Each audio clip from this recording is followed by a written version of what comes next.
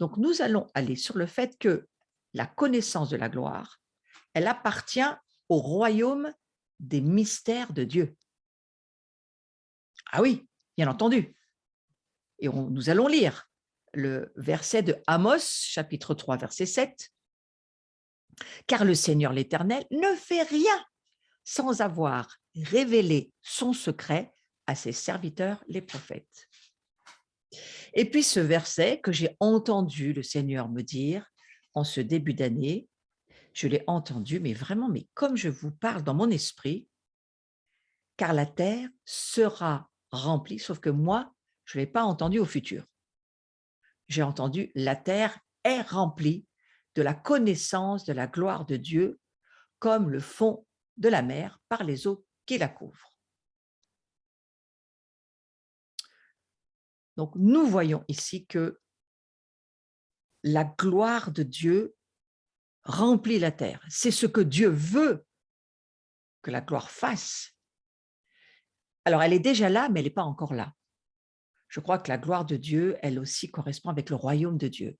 Il y a en nous une mesure de gloire qu'il faut vraiment, vraiment, vraiment vouloir voir grandir en nous. Pourquoi? Eh bien, parce que Paul le dira, nous allons de gloire en gloire. Nous avançons, nous grandissons, nous marchons de gloire en gloire. Et ce que Dieu veut, c'est partager sa gloire par son Fils, Jésus-Christ, qui, lui, s'est donné pour nous afin que nous puissions être transportés du royaume des ténèbres au royaume de la lumière, et qu'une fois que nous sommes dans le royaume de la lumière, nous avons tout un chemin de progression et de croissance à vivre. Donc, c'est extrêmement important que nous puissions le comprendre.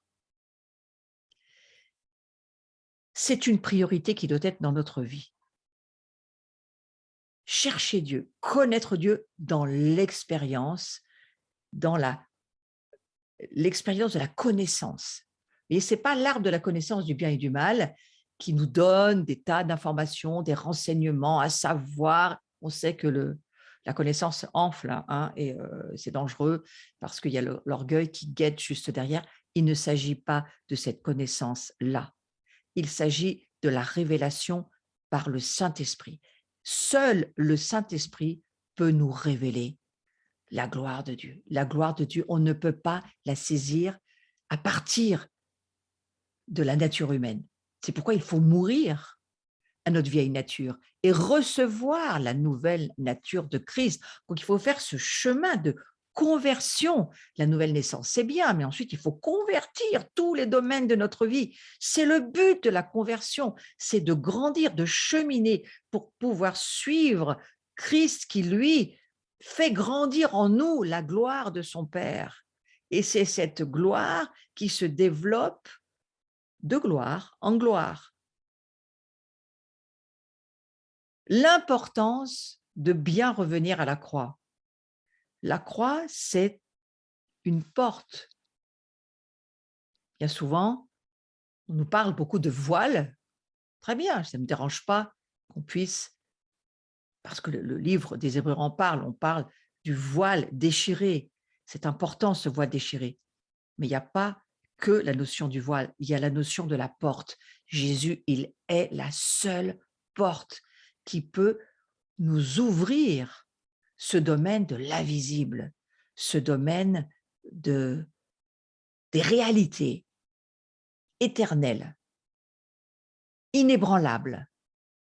Parce que le royaume de Dieu, il est inébranlable. Nous faire entrer dans ce qui n'est pas ébranlable. Nous, on a besoin de rencontrer ce côté inébranlable. Tout autour de nous disparaît. Et regardez, quand on voit comment une ville peut être détruite en quelques jours, c'est presque impressionnant, mais c'est presque inquiétant, angoissant. Mais lorsque vous passez cette porte de Christ et que vous vous dites, par la foi, je vis dans un monde qui ne sera jamais ébranlé. L'amour de Dieu ne sera jamais ébranlé. Ce qui vit au fond de vous et que Dieu veut voir se développer, la gloire de Dieu n'est pas ébranlable. L'éternité de Dieu qui est déjà en nous, elle s'incarne. Il y a un mystère, là derrière. C'est le mystère de l'incarnation. Et je crois que Dieu veut nous révéler le mystère de son incarnation. C'est pas que nous devenions des esprits flottants à tout vent, pas du tout. Mais c'est que, incarnés sur cette terre, nous puissions porter la gloire de Dieu qui, elle, est une réalité invisible, éternelle, plus réelle que ce que nous voyons, inébranlable, incorruptible. Regardez ce que fait la corruption de ce monde. Mais regardez aussi, retournez-vous, passez la porte qui s'appelle Jésus et regardez avec vos yeux spirituels ce que Jésus vous offre. Toutes les promesses qui nous sont données dans la parole de Dieu, elles sont déjà à nous. Elles sont déjà à nous si nous sommes allés les expérimenter. C'est quoi toutes ces promesses? Toutes ces promesses, eh bien, c'est notre héritage. Toutes les promesses dans la parole de Dieu, c'est notre héritage. Et maintenant, la gloire est là et elle nous propose d'aller expérimenter tout cet héritage qui est pour nous. Jésus a dit, tout est accompli. Toutes les promesses dans la parole de Dieu, elles sont à eux. Ah bon? Ben, ça saurait si c'était vrai. Eh bien, parce qu'il faut aller les chercher, mes frères et mes sœurs. Il faut maintenant comprendre que le gouvernement de Dieu, il est sur nos épaules. Vous allez me dire, ah non, mais c'est les épaules de Christ. Oui, mais Christ est en nous l'espérance de la gloire. Donc, nous sommes mandatés par Dieu pour faire les œuvres de Dieu, pas les nôtres. Et lorsque nous entendons Dieu nous dire quelque chose et que nous le faisons, eh bien, nous activons, nous manifestons la gloire de Dieu qui est en nous, qui va le faire. Il y a véritablement tout un monde à découvrir de la gloire de Dieu. En nous, il y a cette nouvelle dimension kainos dans laquelle il nous faut rentrer, qui va bien entendu avec la gloire de Dieu. Cette nouvelle création qui soupire après la manifestation des fils et des filles de Dieu. Mais après quoi est-ce qu'il soupire? Pas après les hommes et les femmes de ce monde, mais il soupire après celles et ceux qui, remplis suffisamment de la gloire de Dieu, vont transformer les choses, comme Jésus l'a fait. Les malades sont guéris. Il n'a jamais été dit de prier pour les malades. Les malades sont guéris. Les captifs sont libérés sur une parole. Nous parlons et les choses arrivent, exactement comme Dieu l'a fait. Donc, vous comprenez bien que tout ce domaine-là, les cœurs sont guéris, les morts ressuscitent, les gens morts spirituellement vont revenir à la vie. Lorsque quelqu'un donne sa vie à Jésus, c'est un miracle, c'est le plus grand des miracles, le salut. C'est plus grand même, je crois, que de ramener quelqu'un de la mort physiquement à la vie, parce que cette personne-là va mourir. Si elle n'est pas née à nouveau, ce n'est pas le plus grand des miracles. Le plus grand des miracles, c'est lorsque quelqu'un donne son cœur à Jésus, parce que là, il est rentré dans l'éternité. C'est un immense miracle. Tout cet appel à manifester la gloire de Dieu, la création, elle soupire après cela. Je crois même que la création soupire, peut-être après certaines expériences qu'on pourrait faire sur la création elle-même. Mais là, je vous laisse y réfléchir vous-même. Faites des expériences, commencez. Essayez-vous. Essayez sur chez vous. Moi, j'ai prié sur un bambou dans mon jardin qui était mort. Aujourd'hui, j'ai une forêt. J'aurais mieux fait de réfléchir. Mais bon, faites des expériences. Priez sur vos animaux. Priez sur tout ce qui vous entoure. Je crois qu'on n'est pas assez des explorateurs de comment utiliser la gloire de Dieu. Je crois qu'il faut vraiment demander à Dieu. C'est un petit peu pour ça que je ne vais pas aller plus loin ce soir. J'aimerais vraiment prier pour ça. Je prie pour que nous n'ayons pas peur d'être audacieux et de demander à Dieu de nous aider par le Saint-Esprit. C'est le Saint-Esprit en nous qui le fait. Mais pourquoi Jésus nous dira, je vous ai donné tout pouvoir, m'a été donné, je vous donne ce pouvoir. De faire quoi? Luc 4, 18. Ouais. Eh bien, de guérir les malades, de libérer les captifs, d'aider ceux qui sont emprisonnés, de ressusciter les morts, de purifier les lépreux, de changer les choses, quoi, de changer les affaires et de détruire les œuvres du diable, c'est surtout ça. Commencez par vous, là au moins vous n'avez pas trop d'opposition, à part vous-même, puis ensuite allez aider les autres. Mais je crois que c'est ça que Dieu est en train de nous dire. Mais je crois que Dieu nous dit, je veux leur donner beaucoup plus de ma gloire. La gloire, c'est un mot qui peut paraître étrange au début, même faire un peu peur. Mais une fois qu'on commence à la définir et voir ce que c'est, et je vais continuer à développer ce qu'est la gloire, là, j'ai terminé ma première partie, puis encore 2 autres parties qui se continueront dans les semaines à venir. Mais je crois qu'il faut croire ce que Dieu nous dit au travers du prophète Habacuc, entre autres, et il y a beaucoup d'autres prophètes qui l'ont dit. Ça sera pour la semaine prochaine. Mais la terre, si la terre sera remplie, ça veut dire qu'on peut le dire par la foi, la terre, elle est déjà en train de se remplir de la connaissance de la gloire de Dieu. Quand est-ce qu'elle va être dans un présent continu, éternel, établi? Je crois que c'est quand Jésus, Yeshua, revient. Yeshua revient sur la terre, transformé, nouvelle terre, nouveaux cieux, mais il revient sur la terre à Jérusalem et il revient pour gouverner 1000 ans. Ça, c'est quand même dans l'Écriture, il n'y a aucun problème là-dessus. Ce n'est pas le sujet de mon étude, donc je ne vais pas aller sur les versets qui le confirment, mais vous le lisez dans beaucoup d'endroits, entre autres Ésaïe chapitre 24 et puis l'Apocalypse, chapitre 20 essentiellement. Donc là, il y a écrit d'une façon très claire, Jésus, Yeshua, revient régner pour 1000 ans. Et Satan va être enchaîné et emprisonné pendant ces 1000 ans-là. Moi aussi, je me pose la question, je me dis, mais mon Dieu, comme ça va être bien. Qu'est-ce qui va se passer? Je ne peux pas vous le dire encore, mais moi, je soupire après ça. Mais j'attends pas le retour de Jésus, parce que ce n'est pas ce que la Bible nous dit. La Bible nous dit que maintenant, c'est fait dans le livre de Luc au chapitre 4, verset 18. Maintenant, c'est accompli, Jésus est revenu, il est mort, il est ressuscité. Et quand il s'est assis, avant même sa passion, il s'est assis, il a dit dans la synagogue où il est allé, il a dit, maintenant, c'est maintenant une année de faveur et de grâce. Et puis dans Luc,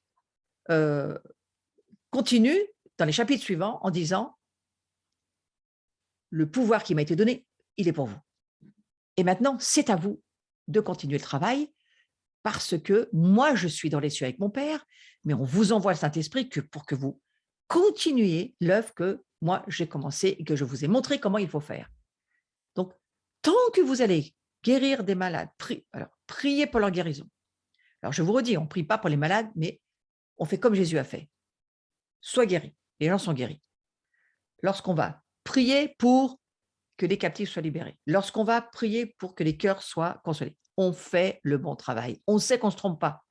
On sait qu'on fait ce que Jésus nous a demandé de faire. Lorsqu'on travaille pour la réconciliation, pour ramener des gens vers le cœur du Seigneur, on fait ce que Jésus nous demande. On fait de toutes les nations des disciples, c'est-à-dire des fils et des filles de la maison qui retrouvent leur Père et qui se réjouissent d'avoir retrouvé, plus être des orphelins, mais des fils et des filles, et qui savent qui ils sont, et qui ensuite continuent le travail que Jésus a commencé. Voilà, c'est à ça qu'on est appelé. Vous pensez bien qu'on ne va pas le faire avec nos bonnes idées et nos façons de voir les choses. Ça ne marche pas du tout comme ça. Si vous lisez le livre des Actes, relisez le livre des Actes, c'est par la main et la puissance de Dieu. Et Actes, chapitre 1, verset 8, vous recevrez une puissance, le Saint-Esprit, sur vous, et il va vous envoyer pour être ses témoins. Et aujourd'hui, qu'est-ce qui va vaincre le diable? Apocalypse, chapitre 12, verset 11. Le sang de l'agneau et surtout la parole de leur témoignage. Et ils n'ont pas aimé leur vie jusqu'à craindre la mort. Voilà ce que Dieu nous dit. Il nous dit, vous avez une parole, c'est le témoignage de la puissance de mon sang et de ce qu'il fait dans votre vie et dans la vie des autres. Et c'est au travers de cela que je vais vous utiliser et que vous allez voir que ma gloire va venir de plus en plus faire le travail. Laissez-moi être chez moi, chez vous. C'est ça que j'entends Dieu dire. Laissez-moi être chez moi, chez vous. Parce que si je suis chez vous, chez moi, oh là là, c'est plus à vous qu'on a affaire, mais c'est au grand Dieu d'Israël. au grand chef commandant des armées. Oui, c'est un père aimant, bien sûr. Notre arme, à nous tous, c'est quoi?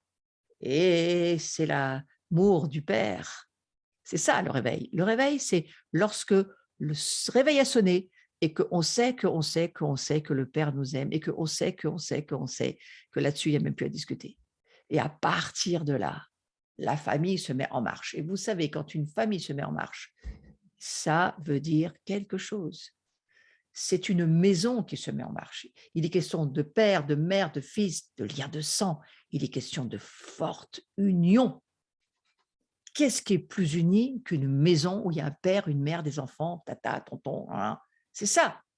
C'est ça l'Église. L'Église, c'est d'abord avant tout une maison. Je crois que c'est pour ça que cette année, le Seigneur veut nous ramener à la maison. Et je voudrais vous dire quelque chose, je vous l'ai déjà dit dans ces cours, mais je veux le redire encore une fois, parce que ça me revient à l'esprit. On entre dans une nouvelle ère. Je vous l'ai déjà dit, c'est pas que moi qui le dis, mais on est vraiment rentré dans une nouvelle ère depuis que ce confinement a fait une espèce de pause, un moment c'est là, c'est ce moment de silence entre les psaumes où on se dit tiens, il y a une saison qui est finie et on entre dans une autre. Et je crois que, comme beaucoup d'autres personnes, je le crois, le mot saison n'est pas suffisant. On entre dans un nouvel âge, un nouveau monde. On ne reviendra pas au monde d'avant. Il y a des choses en nous les lignes ont bougé, les choses ont changé, et Dieu le voulait, je le crois. Il est beaucoup plus question de maison, de Dieu dans les maisons, de la présence de la gloire de Dieu dans les maisons que dans les bâtiments d'église, hein. Parce que l'église, c'est sa maison. Et lorsque, ensemble, nous avons l'autorité de reproduire une nouvelle humanité, eh bien, c'est très puissant. Nous comprenons que nous reproduisons une humanité éternelle lorsque nous amenons des fils et des filles à la nouvelle naissance, au baptême du Saint-Esprit. Ils rentrent dans l'éternité, ils font partie de la famille des vainqueurs, des gagnants, de ceux qui transportent la gloire de Dieu et qui vont voir les choses bouger. C'est comme ça qu'ils vont voir les choses. Parce que Dieu fait de nous des hommes et des femmes qui avons, par notre communion avec Dieu et par la communion des esprits avec l'Esprit Saint, nous devenons des reproducteurs, nous donnons naissance. Donc nous sommes bien des reproducteurs dans le royaume de Dieu. Comprenez que nous sommes des reproducteurs. Il y a des naissances que Dieu veut faire. Il veut voir venir à la vie beaucoup, beaucoup de fils et de filles. Et pour ça, eh bien, il faut pousser et rentrer dans le travail des contractions. Ne vous affolez pas pour les contractions, vous voyez, elles servent à quelque chose. Dieu fait concourir toute chose au bien de ceux qu'il aime. Toute chose. Mettez toute chose, tout ce que vous voyez autour de vous, tout ce que vous voyez, les guerres, il fait concourir, quoi qu'il en soit. On ne dit pas que ça vient de lui, il fait concourir toute chose au bien de ceux qui l'aiment. Aimez Dieu, vous serez en sécurité. Et je vais finir avec cela. Il faut monter, monter, monter dans des nouveaux niveaux pour avoir des niveaux de gloire beaucoup plus pesants, beaucoup plus lourds, beaucoup plus forts. Il faut monter, monter, monter. Ça veut dire monter dans l'adoration, monter dans la proximité du cœur de Dieu, chercher l'intimité, chercher Dieu. Montons, montons. Combien de fois Dieu l'a dit à Moïse? Monte. Il n'a pas dit qu'à Jean, il a dit à Moïse beaucoup de fois. Mais là où je veux aller, c'est nous entrons dans Matthieu 16 et Marc 16. Matthieu 16 et Marc 16, je trouve ça très intéressant. Et moi, je te déclare, tu es Pierre, et sur cette pierre, je bâtirai mon église. Je vous l'ai déjà dit, mais je vous le répète. Bâtir cette église contre laquelle la mort ne pourra rien, ceci dit. Alors, écoutez bien.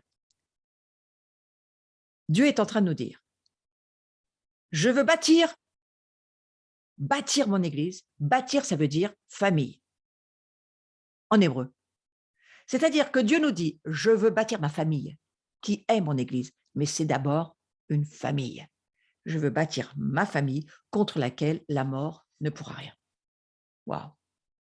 Je veux prier pour que votre maison soit l'église de Dieu, c'est-à-dire la relation, le gouvernement.